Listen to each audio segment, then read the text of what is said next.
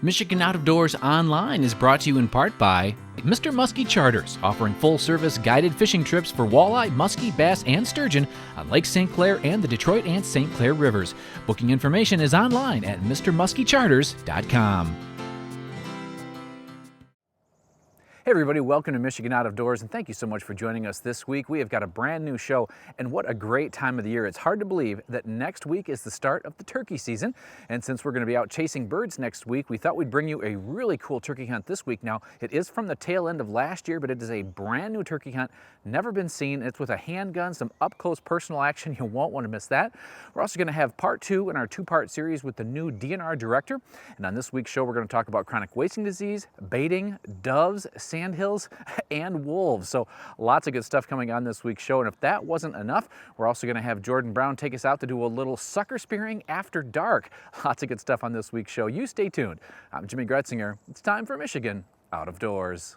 From the first spring rains to the soft summer breeze, dancing on the pine forest floor, the autumn colors catch your eyes. Here come the crystal winter skies. It's Michigan out of doors. What a beautiful day in the woods. Someday our children all will see this is their finest legacy, the wonder and the love of Michigan. As the wind comes whispering through the trees, the sweet smell of nature's in the air. From the Great Lakes to the quiet stream, shining like a sportsman's dream, it's a love of Michigan we all share. Michigan Out of Doors is presented by Country Smokehouse, a sportsman's destination since 1988. Featuring varieties of homemade sausage, jerky, brats, and gourmet entrees. Holiday gift boxes can be assembled in-store or online. Details at countrysmokehouse.com. By AnglerQuest Pontoons, a mid-Michigan company building boats for fishermen by fishermen. AnglerQuest Pontoons are designed for comfort and functionality. On the web at anglerquestpontoons.com.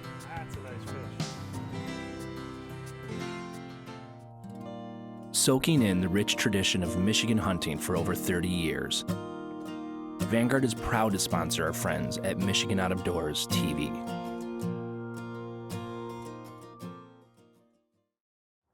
With the upcoming turkey season, there's a lot of ways to hunt turkeys, and we're going to show you one that we did last year that we weren't able to bring you before the end of the season, and it's with a 410 handgun.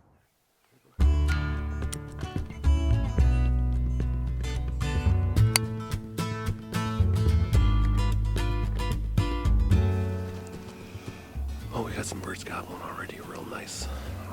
So like we got a lone one, I think, over here that I'm banking everything on right now. I roosted him last night, and I think he's going to come out to the field to our left. We got a bunch of hens back here to our right, and I think they want to come to this low spot. This is the spot where they've been coming and traveling on a regular basis. So we got our decoy set up here, and I think we got ourselves set up for a real good chance this morning. As luck would have it, the turkey Jason had roosted didn't cooperate. As we were trying to figure out where he went, another gobbler appeared in the field and he was headed right to us.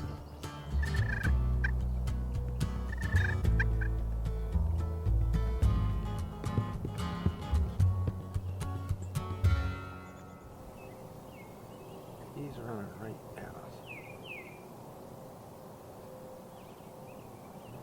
And went through the tree line.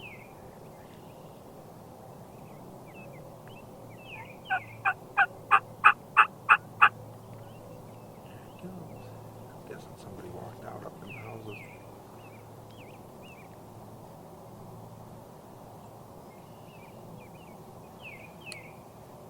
We've tested this Thompson Center contender extensively and found that a 3-inch load of number 9 sporting clays loads patterned the best. Jason knew that the Tom had to be within 20 yards or so for an ethical shot. He had tried for the last couple years to take one with this gun, and it was looking like this gobbler had finally read the script.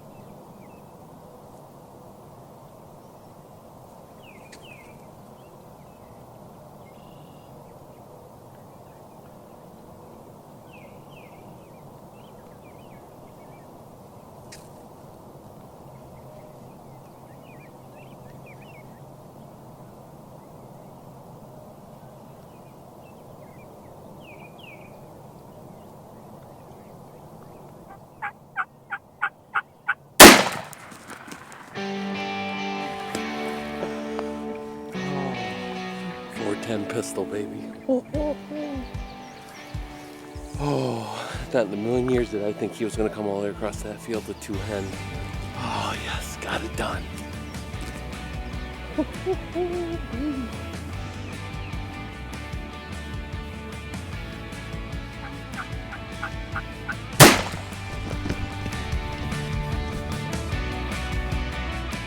Let's pace this off. I think this is a really long shot.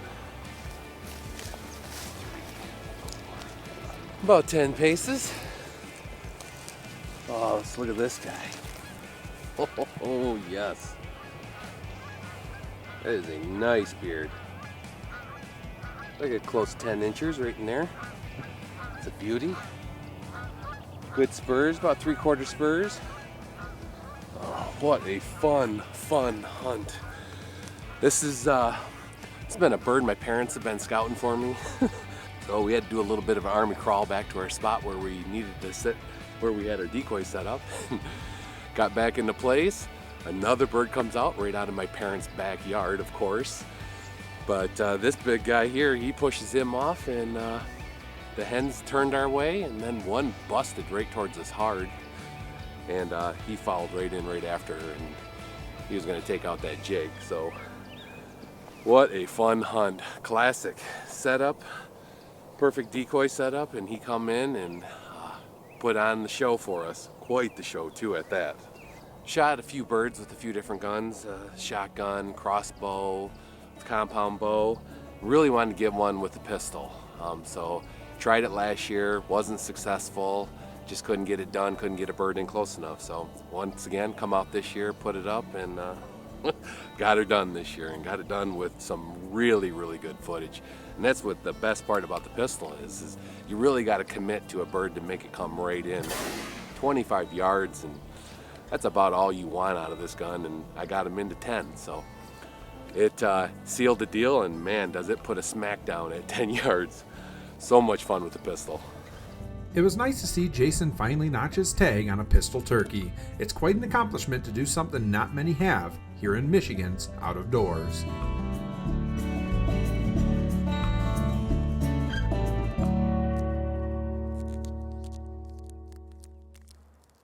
Hi, I'm Jordan Brown, and on this week's show, I was able to do something a little bit different by tagging along with a group of guys spearing suckers after dark in a small stream in West Michigan.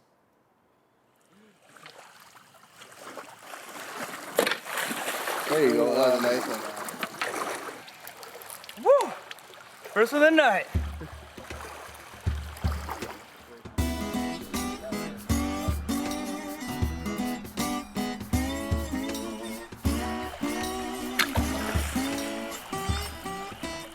Well, we're in the river. The game plan is to get some suckers tonight. I'm out here with my buddy Ty and Ben. We've been doing this together for probably the past 5-6 years in this stream, and we love coming out here and getting suckers together. There's the first one of the night.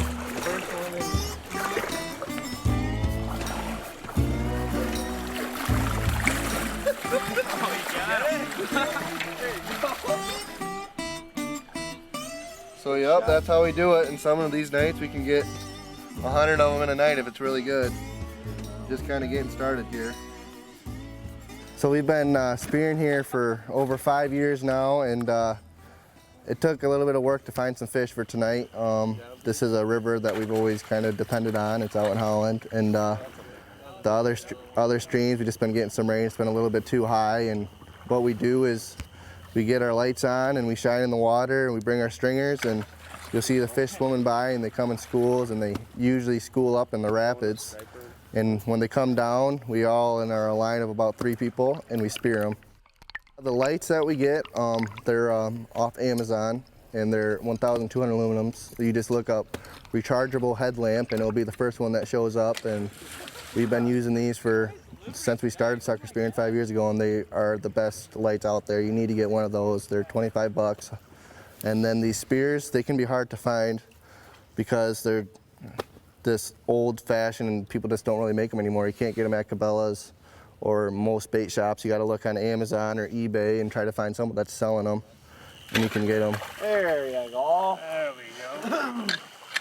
You don't have to eat sucker eggs anymore. You're on the board.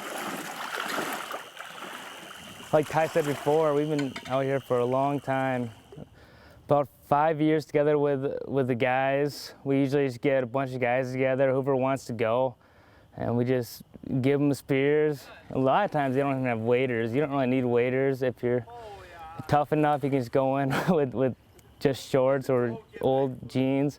But yeah, it's a ton of fun. It's a great bonding experience too. My advice would be, do not get overexcited, and you'll be pushing them upstream. That's another good tip, is to start downstream and then work your way upstream. So you push the suckers forward, and just like keeping your lines and not rushing above when you see one speed ahead of you, or when they go past you, running after them and breaking your line. You want to keep a tight line so that not many can get past you.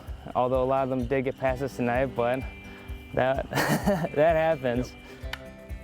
Although these guys were pretty good, this small stream was full of suckers, and let's just say our batting average was not quite 1,000. You guy.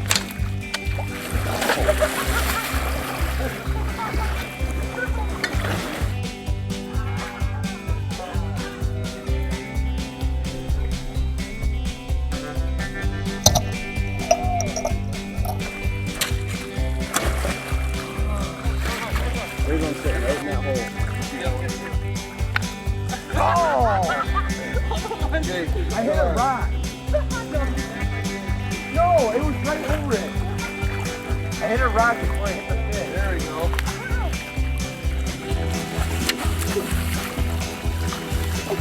You got it. There you go.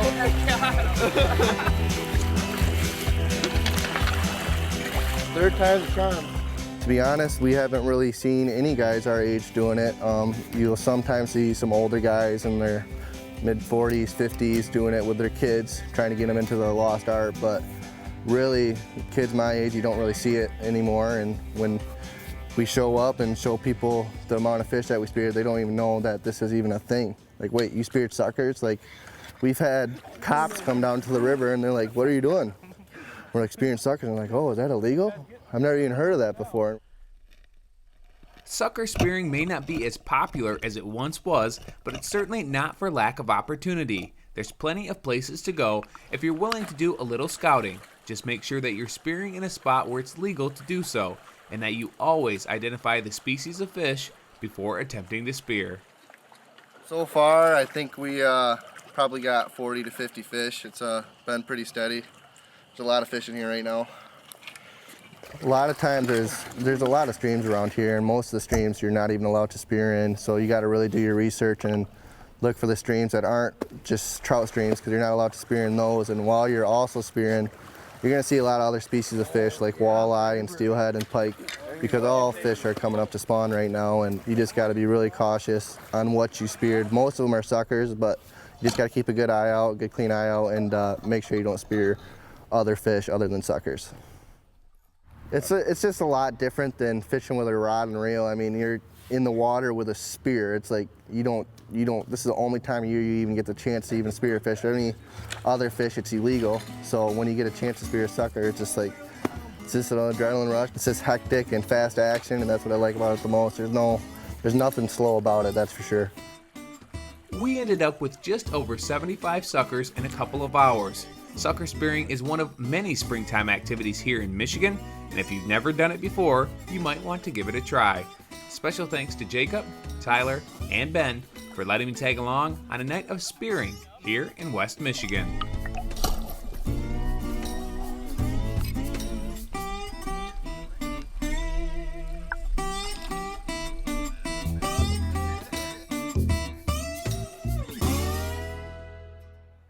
Well, if you saw the show last week, you saw part one in a two-part sit-down series with the new DNR director, Dan Eichinger. Now, Dan's only been on the job a handful of months. I actually met him back when he was an intern at MUCC years ago. He bounced around Lansing for a little while, became the executive director of MUCC for several years, and is now the top man at the DNR. Last week, we heard a little bit about how he got into the outdoors. This week, we're going to talk about some of the hot topics when it comes to the conservation world here in Michigan. well, let's just get into some of the different game species that kind of hot topics. I'm still amazed. We still get a lot of emails about people like, when are we going to hunt doves again?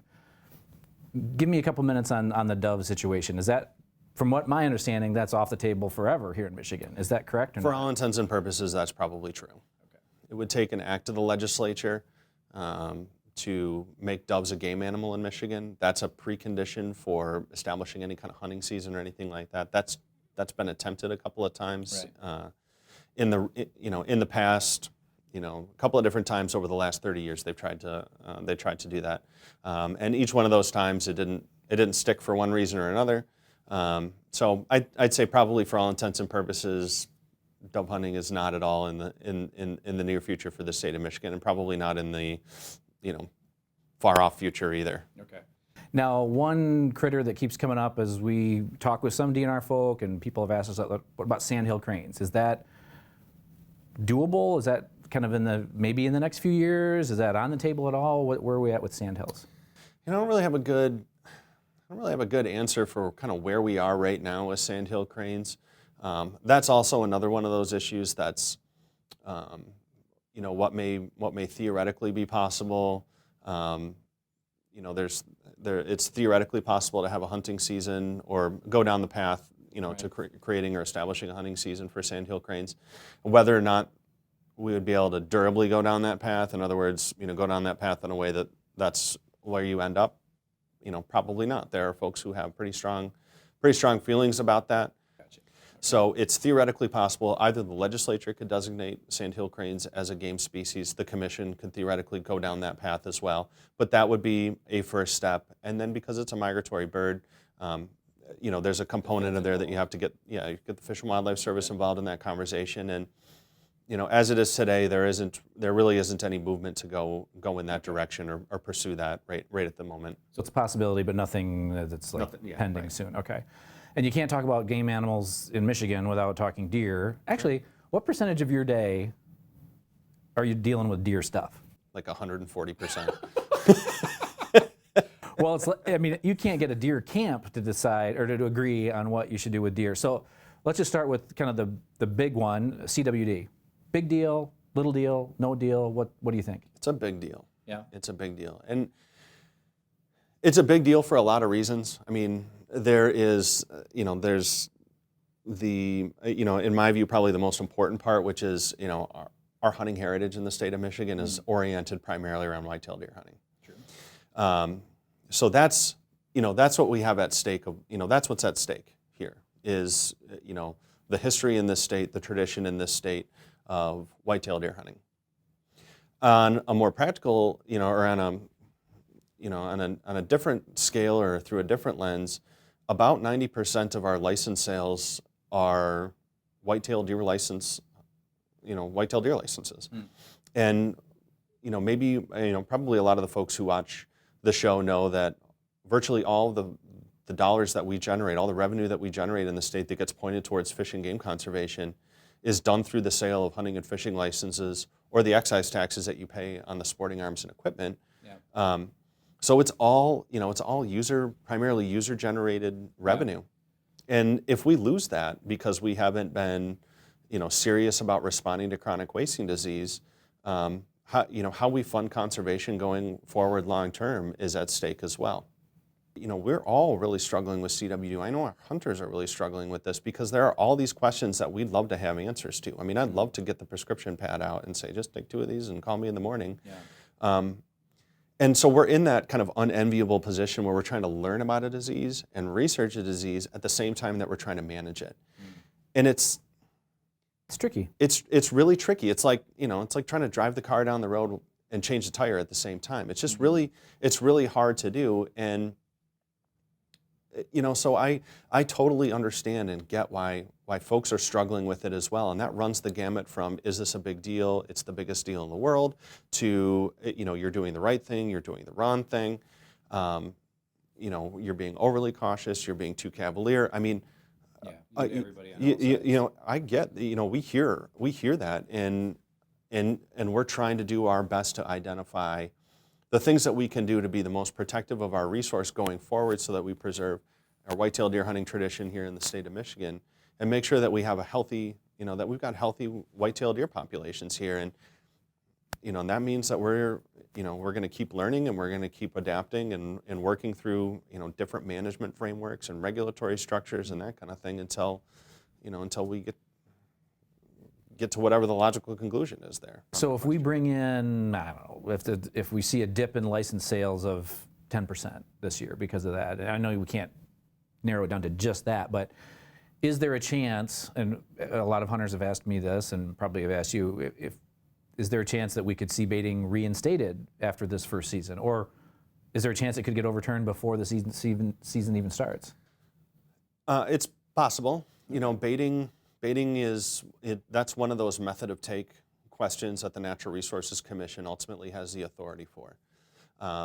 So it would take the Natural Resources Commission kind of signaling, yes, we want to revisit this decision, or what's the state of the science right now around baiting and feeding? Is there anything new that you need to bring to us so that would inform how we would view that issue? So that's one pathway.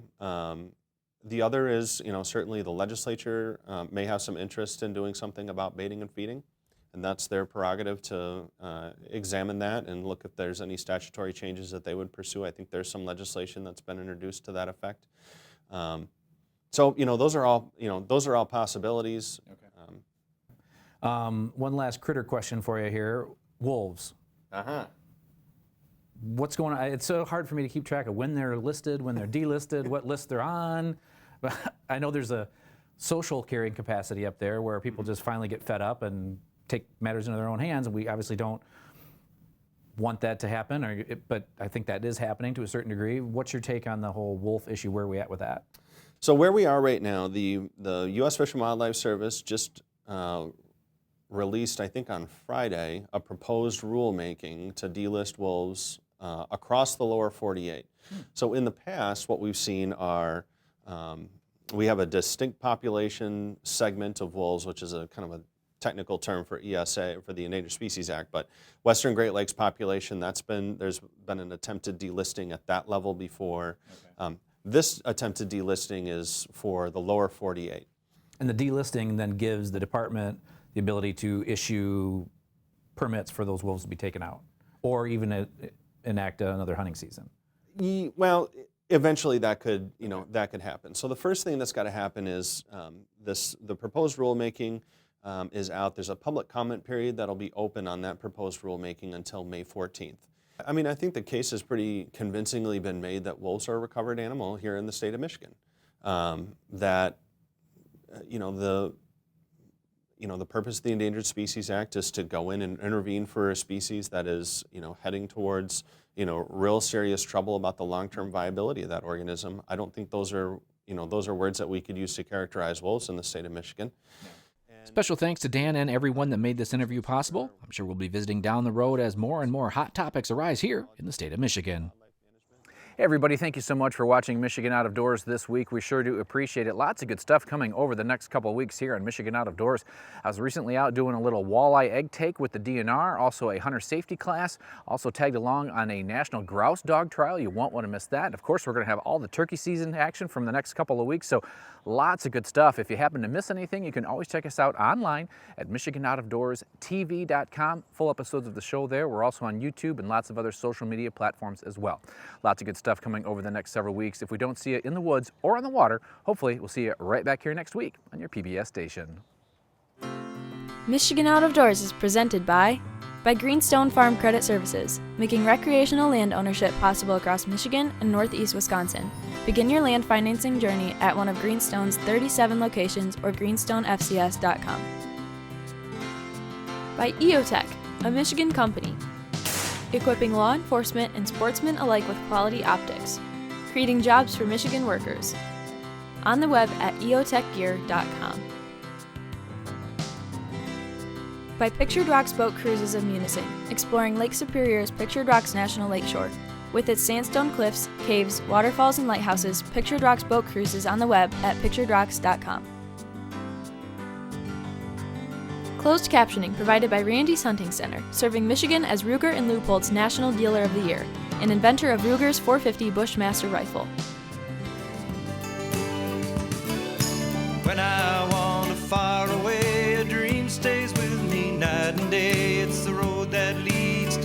state. I am a Michigan man. Changing seasons paint the scene like rainbow trout in a hidden stream. The white-tailed deer in the tall pine trees. I am a Michigan man. I am a Michigan man. Ask where I'm from and I'll show you my hands. Lord above, I love this land.